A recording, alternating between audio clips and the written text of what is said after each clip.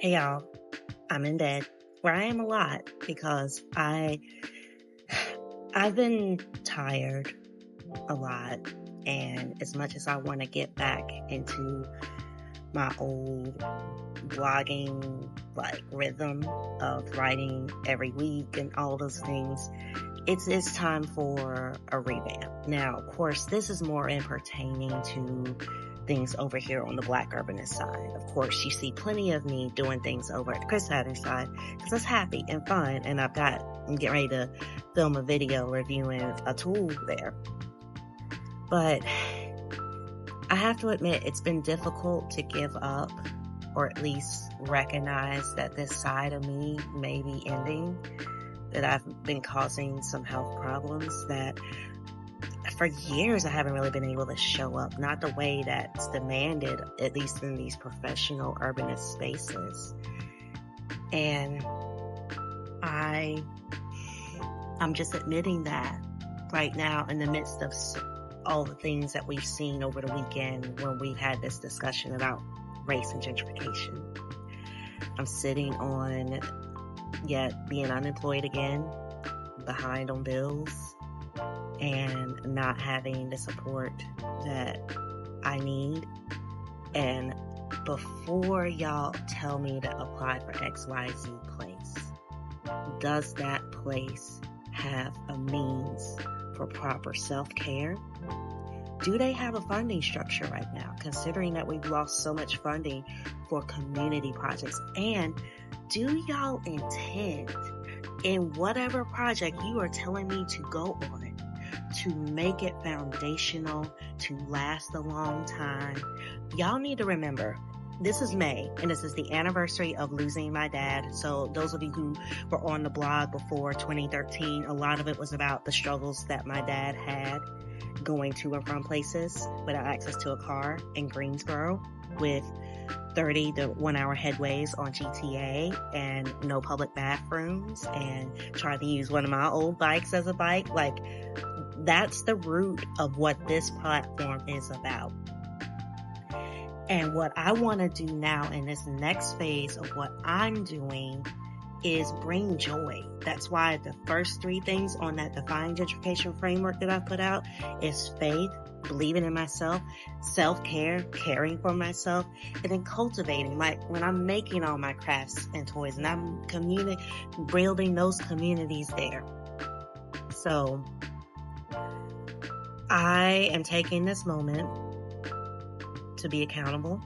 Of course, I've been accountable to everybody. I've been coming on these pages, and I know these algorithms are so weird that you don't always get to see things. I'm coming in vertical because it's going across my vertical social medias, and of course, goes on YouTube, and it gets too long, and they get a little weird about sizes. But I am working on a proposal. I'm also working on having a 15th anniversary party in the fall.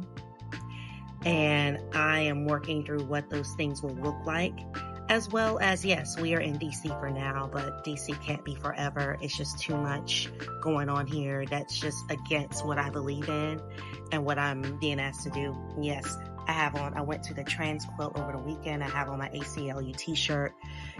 That's what time it is. As my dad would say, it's what time it is. That's what we're dealing with. That's what I'm hitting with. There is no world where my skin color, who I love, my gender identity, my abilities, and of course how I am seen and perceived in the world, even as someone saying, well, you're light skinned and you're cute and you're nerdy looking and you sound Southern, and depending on the room, all those things are privileges, and I admit that, but other times they are not.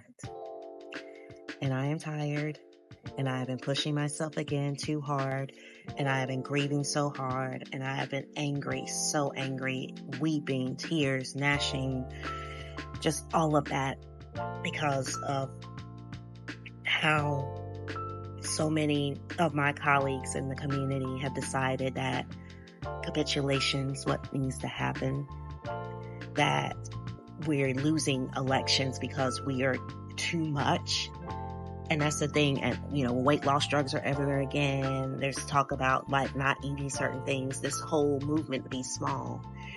And I'm in a blue area. Now, DC is in a weird place, but I can walk into Maryland. And honestly, Virginia at this point is turning bluer by day. But nothing is guaranteed. And I don't have the time nor the patience, nor do I want to practice planning, architecture, design, urbanism, urban design in a space where I have to keep explaining the basics and then combating the basics and then having people tell me that I'm not doing X, Y, and Z and Les isn't doing X, Y, and Z. We're not doing X, Y, and Z because of the basics. So I'm also in a business cohort that's practicing like speaking regularly. So I will be speaking regularly, but it's going to be all over the place. It's going to be about the art. It's going to be about the things I'm concerned about. It's going to be things that could, put me in the crosshairs of being disappeared or imprisoned in the world that we're in the States. But what I'm not going to keep doing is exasperating my autoimmune conditions, my panic, my anxiety, my complex PTSD, and suspected ADHD, dealing with folks who also are processing these things. I've said my piece,